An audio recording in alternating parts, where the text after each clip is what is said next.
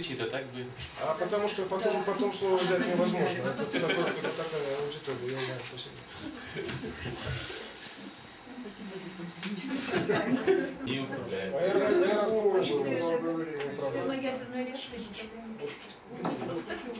Меня очень как раз интересует эта проблематика. Интересует она меня вот почему. Потому что я неоднократно сталкивался, я уверен, вы тоже сталкивались, с вопросом, а почему это называется критическое мышление? Вы что, учите здесь критиковать правительство? Или вы хотите критиковать те дисциплины, которые... Такие вопросы встают, вы все знаете. Дело в том, что в английском тексте критическое мышление – это не то, что критическое мышление по-русски. В сложившейся в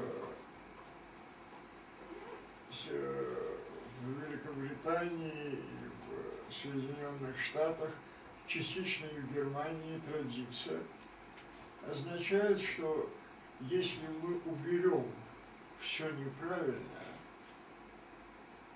останется правильное.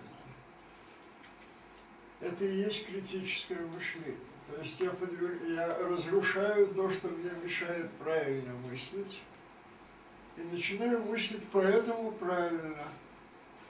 Сам по себе этот подход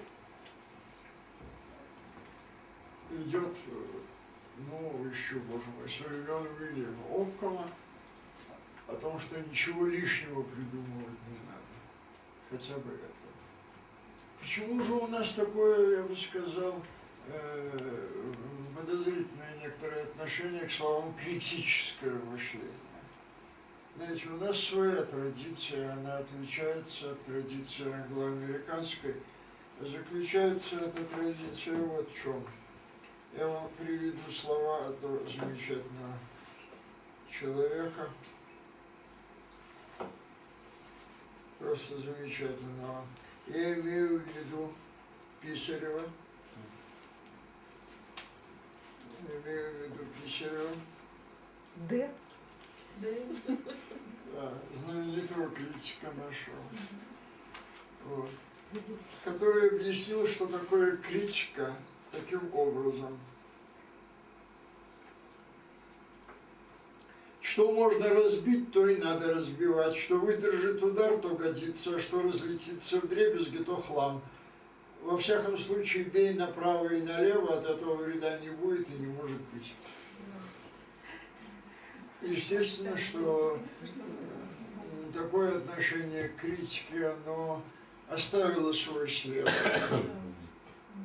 Оно оставило свой след, и поэтому у нас часто под критическим подразумевается не разумное, детальное обсуждение, рефлексия над тем, что я вообще понял, а в основном подразумевается то, что что-то, даже есть особое выражение «наводить критику», он навел критику. Хотя на самом деле, конечно, это не более чем традиция, сложившаяся в годы, когда в России многое менялось, и многие ничего не понимали, как мы не понимаем этого и сейчас. Очевидно, в ситуации кризиса это неизбежно. Были кризисы и при феодализме. Я вам приведу один пример. В те времена один видный философ сказал: на всем белом свете остался только один человек в здравом уме, но пока не удалось установить, кто. Каждый думает, что это он. К сожалению, такого рода точка зрения можно встретить. Да. Чем же хорошо пособие? Чем же хорош принцип, о котором мы сегодня говорили? Он произвел на меня очень приятное впечатление тем, что здесь рассматриваются вопросы развития мышления. Есть хорошая книжка, но достать трудно, как водится. Я имею в виду книгу Дайаны Хальперн «Психология критического мышления». Так вот, там в предисловии, буквально на 3-й странице книжки, и, соответственно, в первых словах предисловия написано: критическое мышление, в скобках, так автор понимает мышление правильное. И все тут. Надо сказать, что академик, который писал это предисловие, ничего дурного в виду не имел. Он имел в виду, что критическое мышление учит нас отстранить неправильное, разобраться в том, что правильно и что неправильно, и самое главное, начать действовать самим правильно. По всей видимости, то, что мы понимаем под критическим мышлением, это в очень большой степени правильное мышление. Почему же мы не пользуемся термином «правильное мышление»? Я вам скажу почему. Потому что слова «правильное мышление» у нас связаны с логикой. А логика – это, по-моему, самая скучная наука на свете. Кто-нибудь ведь изучал, наверное. Так что вы знаете, что это такое. Вертгеймер об этом сказал замечательно. Это учение о том, как разбирать здания на кирпичи. Мы же должны учить людей строить здания, правда? И вот критическое мышление, оно позволяет выстроить строительную площадку и строить правильные мысли. С этой точки зрения презентируемая книга мне представляет весьма значительный, по-моему, весьма значительный интерес. Теперь немножко о том, что, мне кажется, должно последовать дальше. Мы говорили о вопросах «что», «как» и «почему», правильно? Знаете, есть один вопрос, который задают все дети, и ответить на него непросто. Это вопрос «зачем?». На этот вопрос школа во всем мире еще не привыкла отвечать достаточно эффективно. Между тем, дети построены именно так, что им хочется знать зачем. Мы подменяем это часто вопросом «с какой целью?». Вы знаете, если я ученику говорю, что наша цель сегодня понять, что такое цикл Карно, то для него это, ну как вам сказать,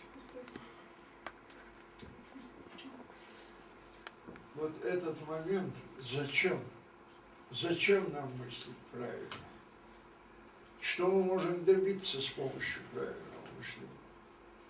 Вот это один из основных вопросов, который должен выдвинуться на передний план и стать решающим благодаря одной вещи, которую я вам сейчас нарисую, и все будет у нас понятно. Был такой замечательный... Можно на доске нарисовать? На доске предлагают рисовать. На доске предлагают. Прямо здесь. Да. Что проще? Почему мы боимся говорить об этом?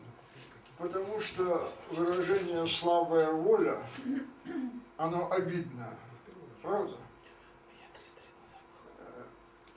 Это, между тем, каждый из нас знает про себя достаточно хорошо, в какие моменты его воля дала сбой. Бывало такое, бывало, конечно. И вот странным образом слово «воля» вытеснилось у нас как-то. Между тем, существует концепция, которая ясно показывает, что воля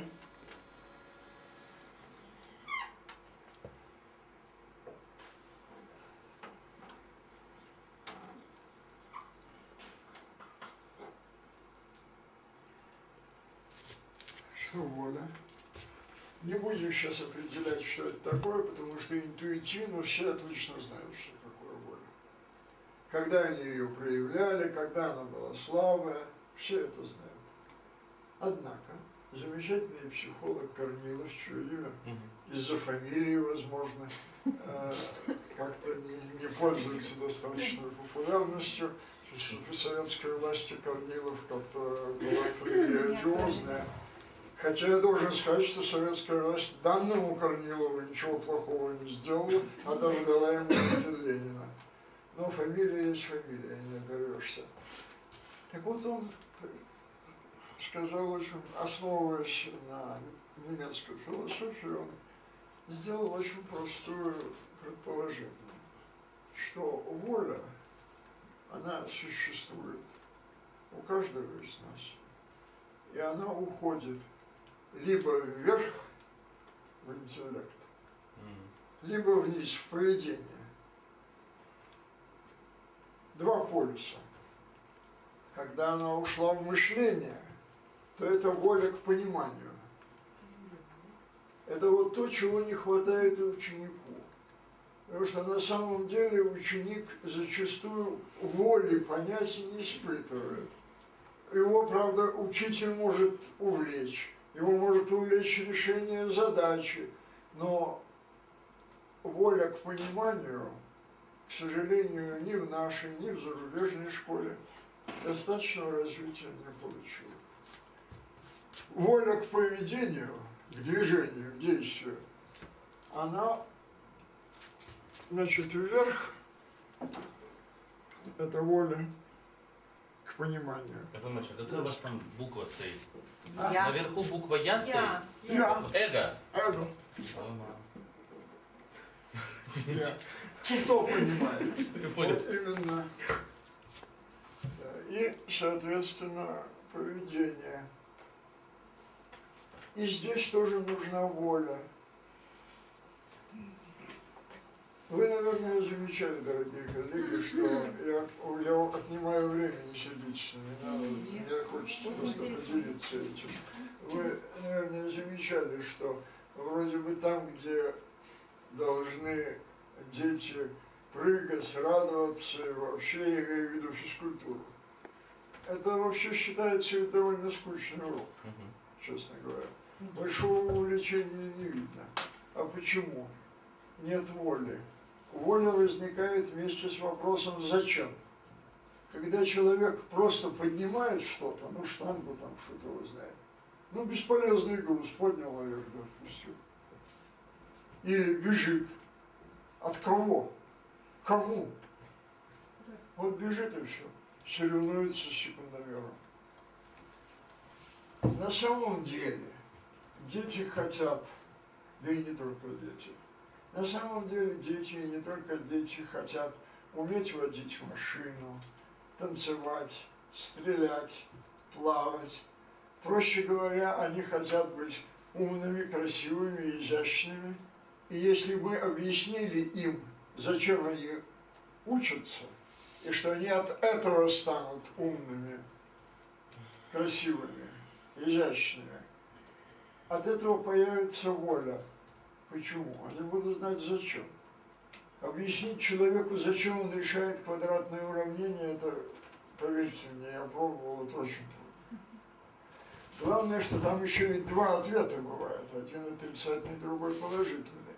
И зачем один из этих ответов вообще невозможно объяснить.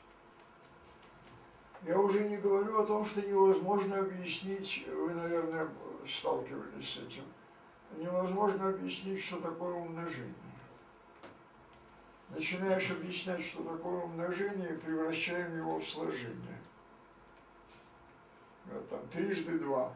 Что это такое? Это надо 2 прибавить 2 и еще раз 2. Объяснение во многих случаях есть продукт воли к пониманию. То есть, если меня хотят понять, они поймут мое объяснение. А если они сидят и думают, когда кончится урок, я вижу большое достоинство книги, о которой мы сегодня говорим, в том, что я уверен, не только преподаватели, но и школьники думали, что им не хватило времени. Как это вообще замечательно. Как прекрасно, когда думают, что он так рано кончил.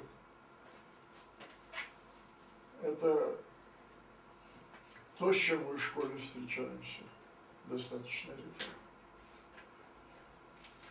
Спрашивается, а к чему я завел разговор о воле? О воле я завел разговор вот почему. Шопенгауэр, которому, собственно, принадлежит эта замечательная идея, он говорит, что воля – это тепло, а интеллект – это свет. Тепло само по себе не светится.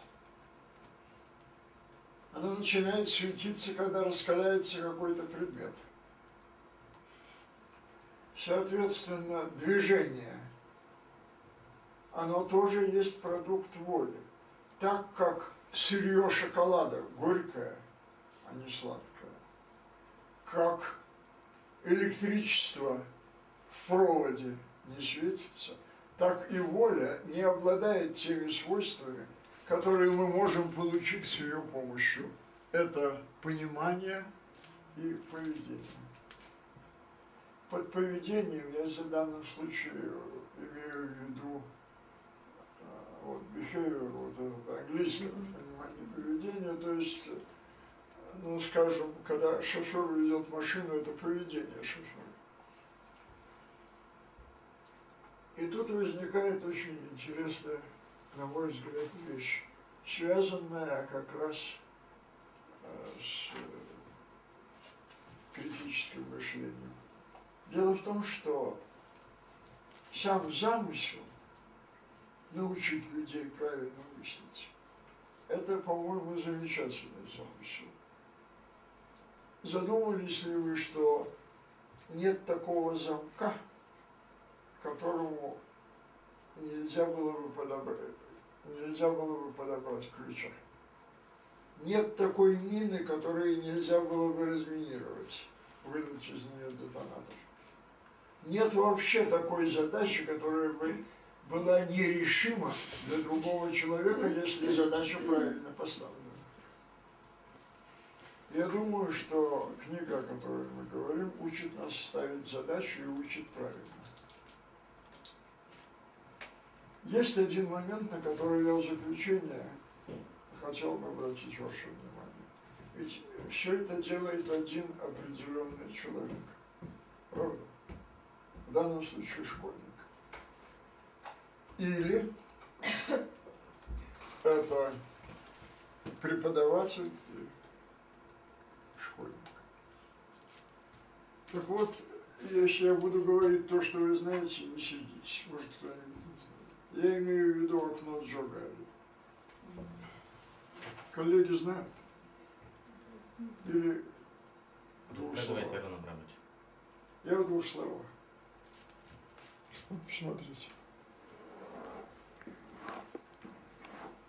Вот он, учащийся. Здесь то, что он о себе знает, и то, что другие о нем знают. Здесь то, что другие о нем знают, а он о себе не знает. Здесь то, что он о себе знает, а другие о нем не знают. И, наконец, здесь то, что он сам о себе не знает, и другие о нем не знают. Но это работает. Это работает. Это и есть бессознательно. Я думаю, что если мы превратим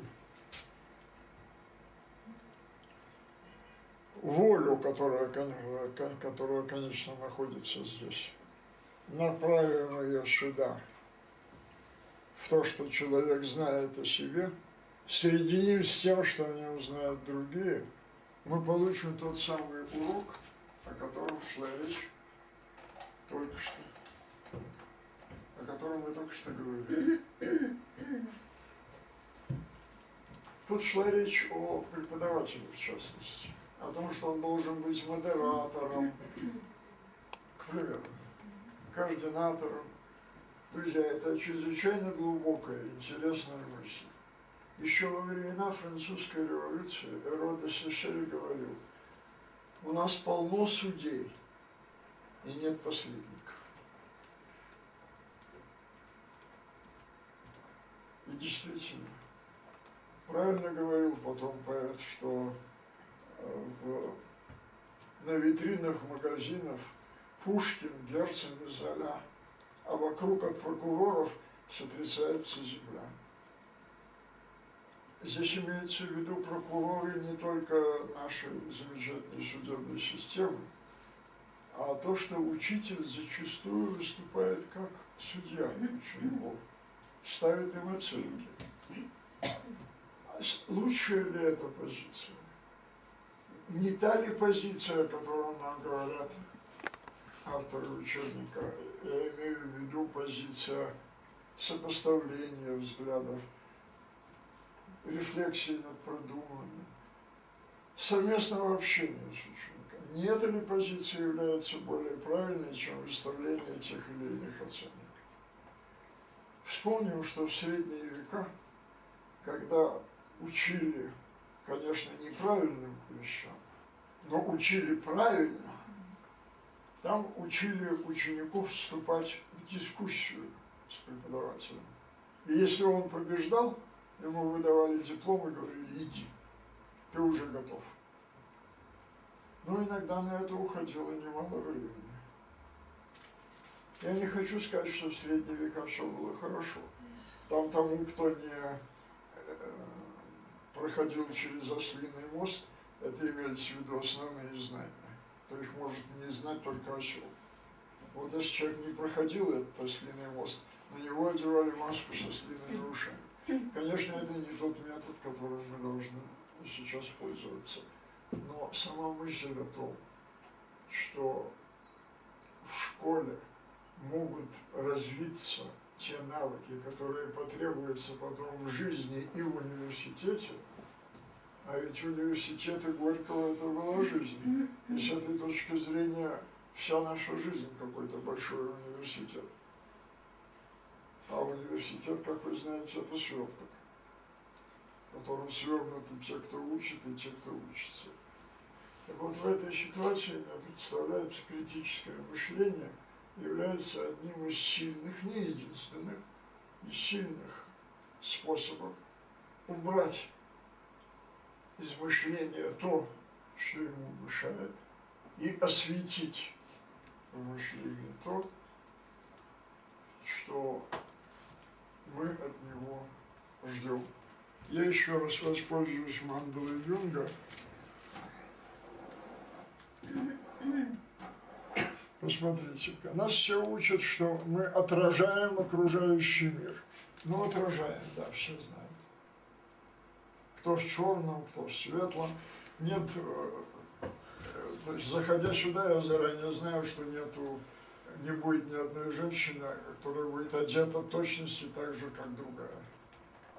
Это вопрос отражения. Ожидание.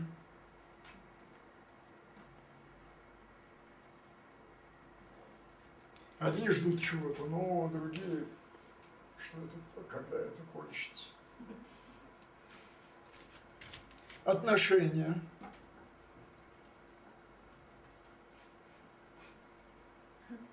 Хорошее, плохое, личное, безразличное, но отношения. И, наконец, освещение. Вот благодаря критическому мышлению мы видим, где свет, а где тень. Освещается то, что нужно. Но оно будет работать только тогда, когда люди знают, чего они ждут, когда они отражают окружающий мир, как правильно написано в вашем материале, фактологически правильно. И, наконец, когда у них имеется личное, вот оно, личное отношение к тому, чем они занимаются. Спасибо за внимание.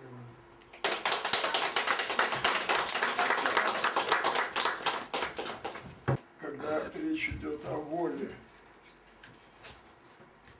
соединяющей интеллект и поведение, она неуправляема бывает. Тот же Лефевр приводит прекрасный пример, как в каком-то селе, не подберешь слово, селении в Африке, обнаружился вор. И никто не мог, конечно, узнать, кто это. Вызывают шамана. Шаман говорит: в два счета. У меня есть волшебное яйцо, страусиное яйцо. Я мужчины, я знаю, что женщины не воруют, поэтому это, конечно, мужчина. Вот мужчины все встаньте и передавайте друг другу яйцо.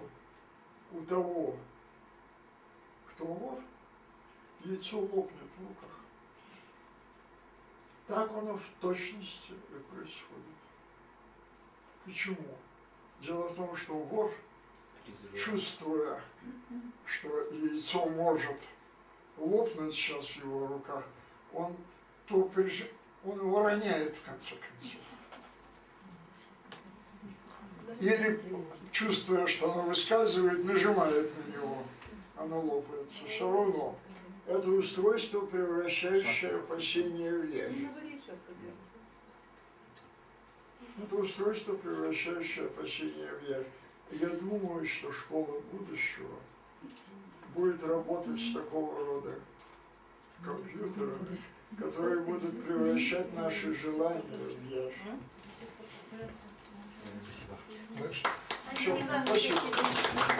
Большое спасибо, Аарон Абрамович. Да, надо перейти к обсуждению пособия и